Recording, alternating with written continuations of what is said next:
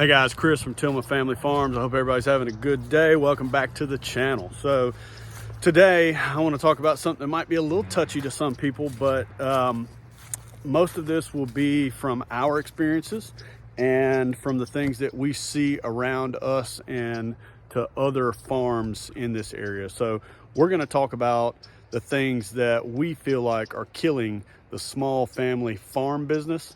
And if you're one of the ones that comments, hey, stop yapping so much, this one's not for you. So here we go.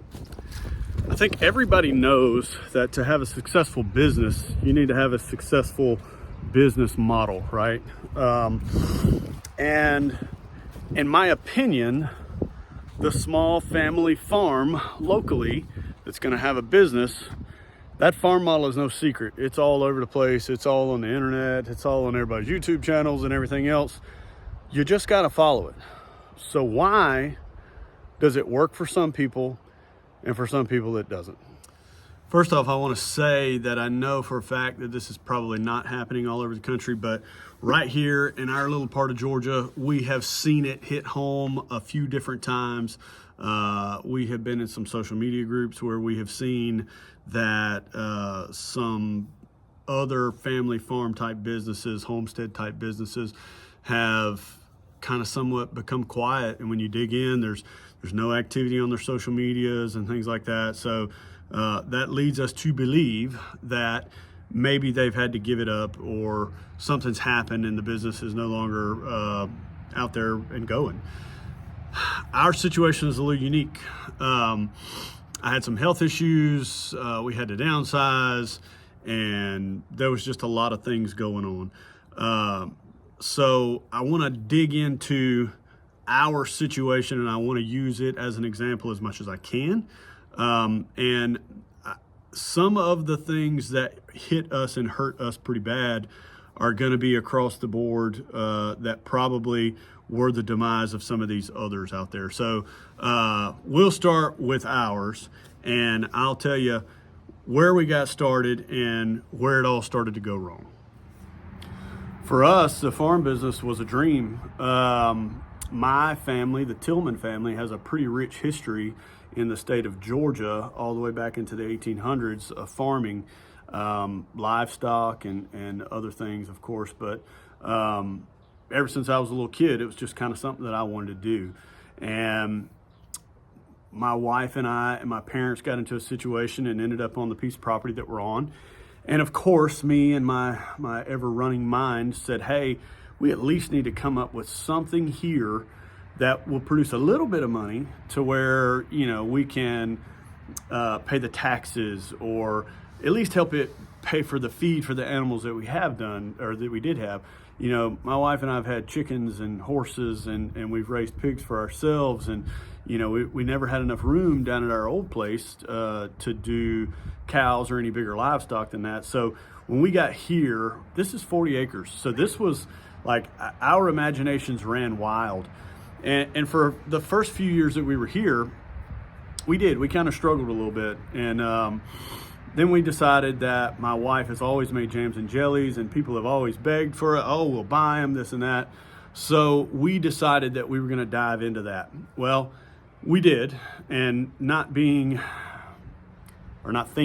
that was a business, we created a Facebook page and we stuck it out there. And the next thing you know, the Facebook police got a hold of us, which was not actually Facebook. It was somebody locally that was like, hey, they're running a business and I don't think they have a license. And they were right. We didn't have a cottage kitchen license and we didn't have a business license.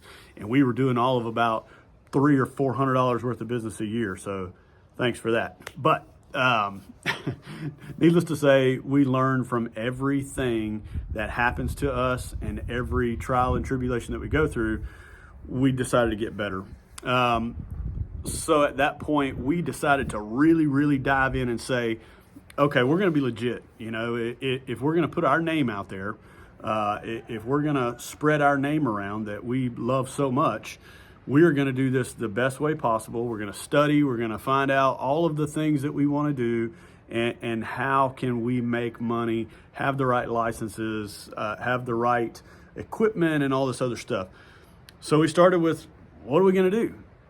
because we knew that we were not going to make a ton of money selling jams and jellies. So we decided that we wanted to kind of diversify a little bit, and we started thinking about how can we use the land to do that. So it started off, oh, well, we've got a ton of chickens. We've always given away eggs and things like that, so we'll sell eggs too. So jams and jellies, eggs.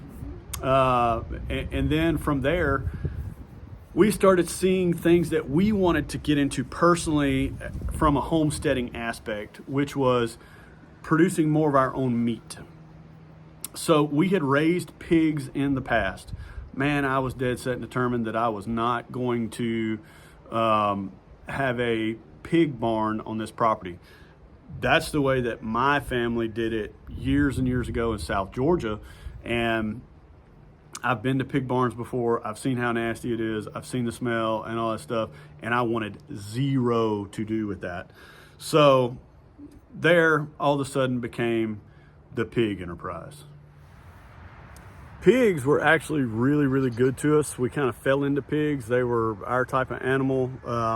We learned how to move them around, how to avoid the smells, how does it work, kind of coincide hand in hand with the earth, and how can it make your property better without the destruction that pigs could do in a controlled fashion. So I can't talk poorly about pigs, but in order to make money with pigs, you got to have a lot of them, right? So we, at one time, I think we had up to 75 or 80 at one time on the farm, and that was in groups in different places all over the farm. We had pigs out in the woods on the other side of the property, pigs over here. This was thick, dense woods at one time behind me. We had pigs everywhere. We had piglets. I mean, we had them in all different stages. And that was a good start at that process. So what happened with pigs was that it's a lot of work. I had a health problem.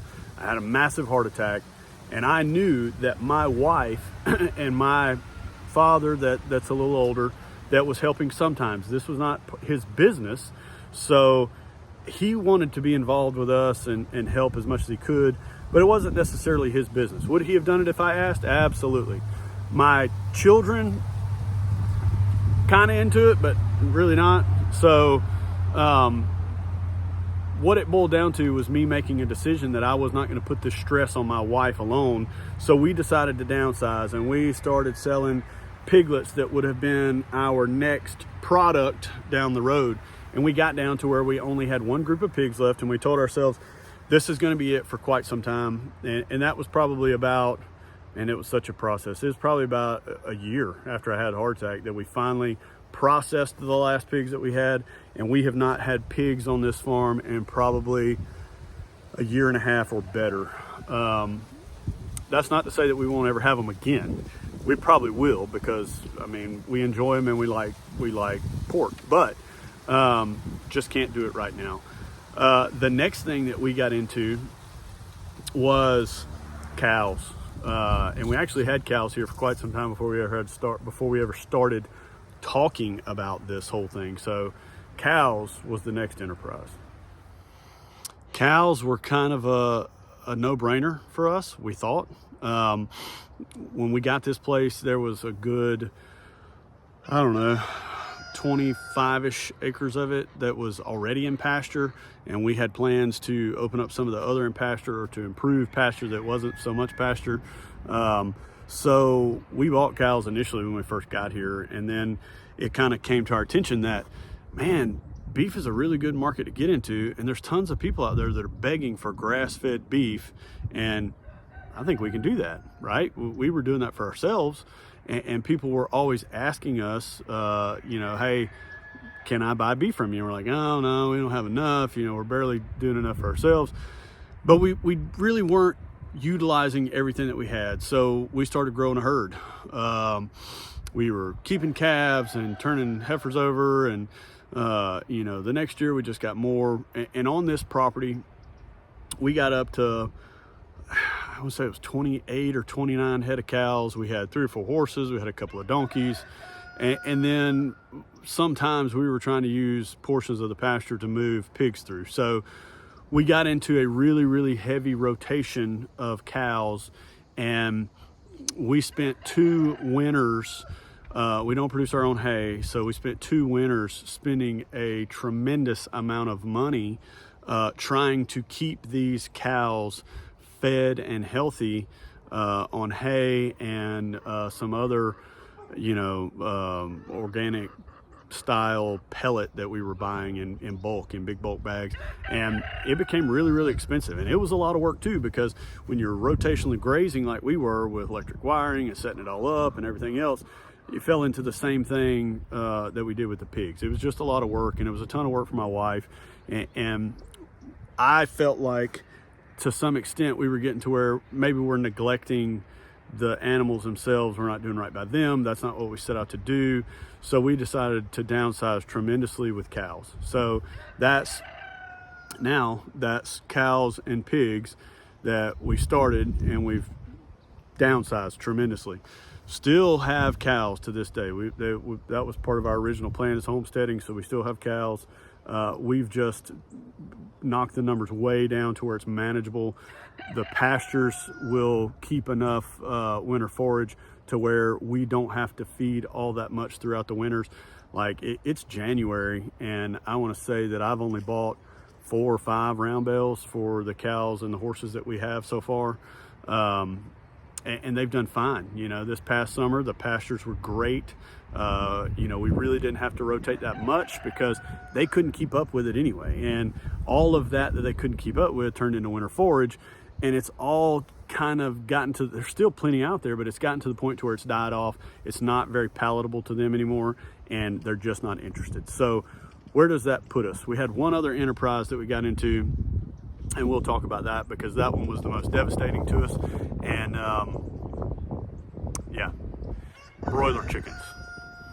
In my opinion, there is nothing better than a farm-raised, more naturally raised chicken than anything else. They taste better, the texture's better, what went into the bird is way better, their life is much better. So I mean, there were no things with broiler chickens that told us that it was a bad idea. It was a great starting model for a lot of farms out there. There's a lot of farms that put all of their effort into one basket with broiler chickens, and let me tell you, broiler chickens are a lot of work, man. So you build all these pens, whether it's a Skoskovich style chicken tractor or a Salatin style chicken tractor, or you just have big sets of netting and you move them around. They're a lot of work. You got to move them every day, man. And you're feeding every day, you're watering every day. A lot of the systems you can make as automated as possible. You can have big feeders, you can have small feeders, you can regulate the feed, you can't regulate the feed. There's a really good formula out there for that. There's a lot of books out there on that, and it's a tried and tested model. So now I'm going to start getting into the things that started to become the downfall of everything that we did. One of them started with some laws in the state of Georgia, which is where we are, and I've done tons and tons of videos on this. We've fought the government on it. We've tried to get big name farmers involved in it and all sorts of stuff, and we really, really haven't gotten any traction. So I think it was end of 23, maybe 24, maybe. The Georgia Department of Agriculture showed up on our farm, and they basically shut our chicken stuff down. They told us that everything that we had processed could not be sold, and then they told us that our processing facility or process was not approved anymore. They put a big rejection sticker on it, all this other crap. And then it became a really big fight. Well, we had a ton of money invested in that, stainless steel is not cheap. Chicken pluckers are not cheap. All the scalding equipment and everything else is not cheap. Packaging is not cheap, all of those things. So basically, it took away one of our enterprises that was probably one of the ones that people came to see us for the most, and it was on a small scale anyway, and they took it away. So what starts to happen at that point is that your other products start to fall to the wayside. And then when you really dig into it and what was happening in the world, prices were going through the roof, man. I mean, through the roof. we didn't change anything with our process. We didn't change anything with our product. And for 2 to 3 years, we had people that were coming out of the woodworks, and we thought we were growing. And then all of a sudden we realized that the world had increased so much, and we haven't increased our prices any, that we kind of had to. So we made a price increase. And when we made the one price increase, we suddenly started to fall into that category of being critiqued of the same people that are like, I don't want to spend all this money at the grocery store. I'm already spending more for your product. Yeah, it's a better product, but why am I going to spend even more? And people were feeling the crunch from gas prices going so high and regular groceries going so high, and interest rates going up and all this other stuff. So the world inflated to this point to where the luxury of buying and spending your money on the things that you just wanted to because you thought it was better for you, those things started falling on the chopping block and going away really fast. So it went from where we were doing really, really good business. At first it fell off about 25%, then it fell off about 30%, then it fell off about 40%. And even on some market days, it was falling down to, maybe a quarter of what we were doing consistently for about 2.5, 3 years. And I'm gonna tell you, that really, really hurts. And that ultimately became the demise of what we did and what we were doing, because we couldn't just give it away. We were giving away our labor in a lot of cases already, trying to keep prices to where people would come and buy them. And the amount of time that we explain to people why the prices are so high, you can only do that for so long with, yes, this is a better product, but it costs me more. Even if I was feeding a pig the same way that the big places are feeding a pig, it still costs me more to do that on a small farm basis than it does that big facility. Buying power and all those other things. But you can't take away the fact that no matter what, if I feed a pig the same thing that Smithfield feeds a pig or whatever, my pig is still going to be better raised, because my pig is going to be out in the sunshine. He's going to be out on real ground. He's going to be out. He's not in a concrete barn, living in their turds for so long and then getting it washed away and having another ration of feed pushed down and, getting pumped up with all these, things that make them grow faster and all this other crap. So it still costs me more to raise one versus what it does for them to raise one. So yes, ours was just going to be more expensive no matter what. Everything that we did was part of a culture. It was part of trying to give local people better options, and hopefully at some point or another achieve maybe a little bit of a dream or a goal of mine throughout my life. I guess the only thing left to really talk about is what I feel like is happening to us. I feel like is happening to a lot of people. Here locally, another farm that we had a good relationship with there for a while with one of the farm managers. I want to say that they've been in business since 2015 or so. And this past year, they pretty much closed it down. Like I said, there's been multiple others on social media groups that we've talked to. There's been other people that I used to trade ideas and text messages with and all kinds of stuff that that are not doing it anymore. And I'm gonna attribute a lot of that to the same things that happened to us. Now, is this dream dead? Is it gone? No.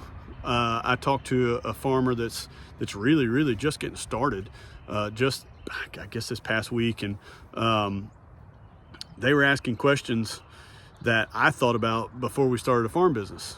And I was happy to share my experiences and what we paid and what we spent, but I also encourage them to look at what they spend and the time that they put into it, because that's how you really build a price for something. If you're going to have a product, the money that you spent to put into it, and then the labor that you spent to produce that product, all of that has to go into play. When we first got started, we left our labor out all the time because we thought it was just a better idea to have a less expensive product.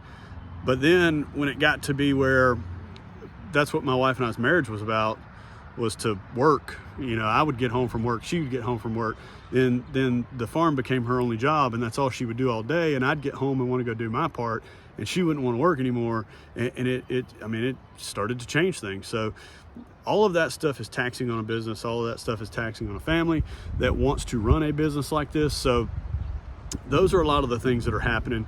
It is a shame that it's happening.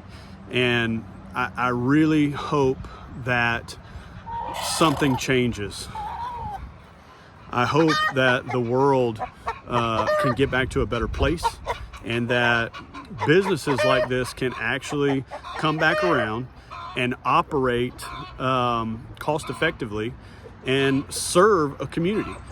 We didn't set out to, we didn't want to sell in grocery stores and be all over the place like that. We wanted to be able to provide local people a better choice, and to have a good relationship with local people that would come to us and be able to come and see how their food was raised, and not have any nonsense. You know, when you walk up and down the aisles at a grocery store and you look at a package, all you can do is wonder. That's all you can do is wonder. What kind of life did that animal lead? What kind of sacrifices are they making for you to enjoy a healthy choice? Those are the things that you have to ask yourself when you go and do stuff like that. But that's kind of what happened to us, and what we feel like is happening in a lot of places. We're not completely gone. As you can see, my wife wandering around behind me a little bit. She's out collecting eggs right now, because we do still sell eggs. We do sell jams and jellies still, but we're doing it with no expectation. We're doing it with, this is not going to be a full-time business that we are, going to depend on every day, that income. We just still have an abundance, and we enjoy doing it. It's what we do on a regular basis. So we're going to keep on doing it. But anyway, I've gabbed enough for my yapping guy out there. Sorry if you watched the whole thing. Good for you. Anyhow, we really do appreciate you guys watching. We are still going to be here making homestead content and farm videos with everything that we do. And if you haven't done so, please go down and like, subscribe, ring that bell so you'll see all the videos we put out. And we will see you on the next video.